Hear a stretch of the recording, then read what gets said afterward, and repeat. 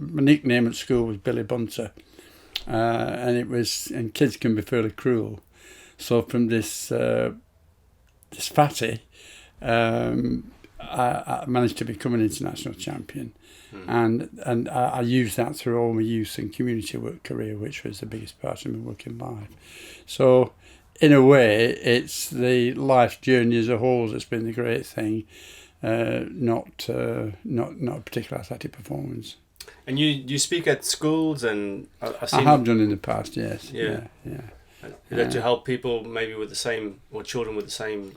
Well, not really, because as a youth worker, I never believed in promoting myself as a youth worker, because I think once you get a tag for anything, then it can be counterproductive.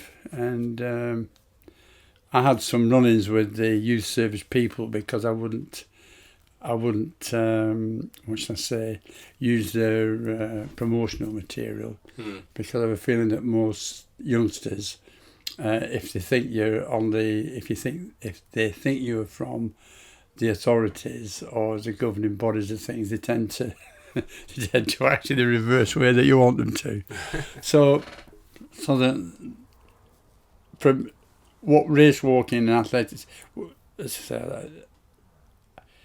on sports day, as a fat kid, I got sent to the discus and shotput circle, and that's where I was introduced to athletics. And I've been a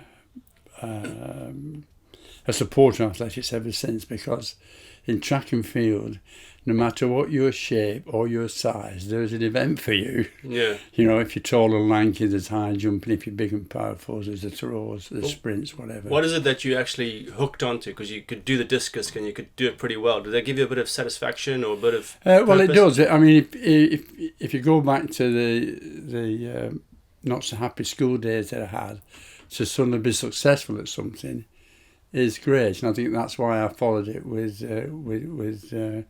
some endeavour. Bolton Harriers, who in the time had some pretty good athletes. Bolton Harriers was where I finished up doing track and field, and they organised a trip to Manchester's White City in 1956, it would be, or 57, I can't remember. And it was a North of England match against Czechoslovakia. Now, the big athlete in that area was a guy called Emil Zatopek, who was the first guy to win 5, 10,000 marathon in the Olympics, which he did in 1952. And so we all went to see Zatopek.